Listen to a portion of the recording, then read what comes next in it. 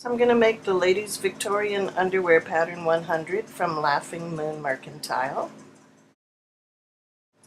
One of the first steps is to insert what's called the busk, which is like a hook and eye strip into the front of the corset. So what I have here is my pattern pieces cut out, and I have the front pattern pieces marked where the busk will go. And this is the busk itself. It's like a steel panel with the hooks on the one side and little knobs on the other.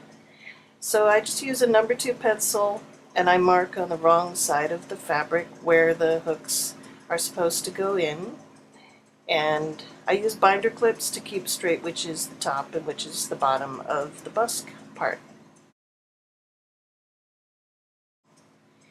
And then I start sewing. I use what's called the zipper foot, which has a very narrow width. And starting at the bottom, I stitch a straight line up to where the busk hook I've marked as a gap, backspace just a little bit, and then I just lift it up, and without breaking the thread, I sort of slide it forward over that gap and then put it down and backspace a little bit there, and then continue to sew in between the gaps to make it solid. And I find that I use binder clips instead of pins because it helps to hold the pieces together very firmly and not, warp things like pins do.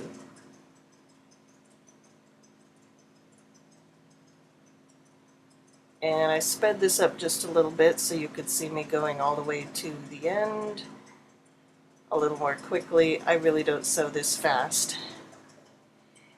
And so then once I have it sewed together, I have my lining piece and my regular fabric piece. See, that's the right side and the wrong side. And I've clipped out some of the seam allowance. And so I just stick in the hooks into those little gaps that I made, and they just sort of fit right in there. It'd fit a little easier if I wasn't doing this on my lap, like if I was doing it on a table or something.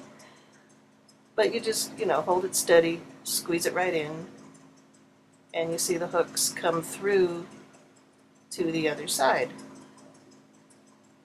My handy binder clip. And there you have where the hooks are going to come out on one side of the front panel. It's going to go like that. And then to stabilize the busk part, again I use binder clips because it's really hard to get a pin in there with that steel bar. And so binder clips hold it very steady. And again, using the zipper foot, I get very close to the edge of that little bar portion. Be careful not to jam it with the needle and break the needle, but I sew right up on the edge to hold it very firmly in place on the seam of the front part. And that's going to be one of the front panels of the front of the corset.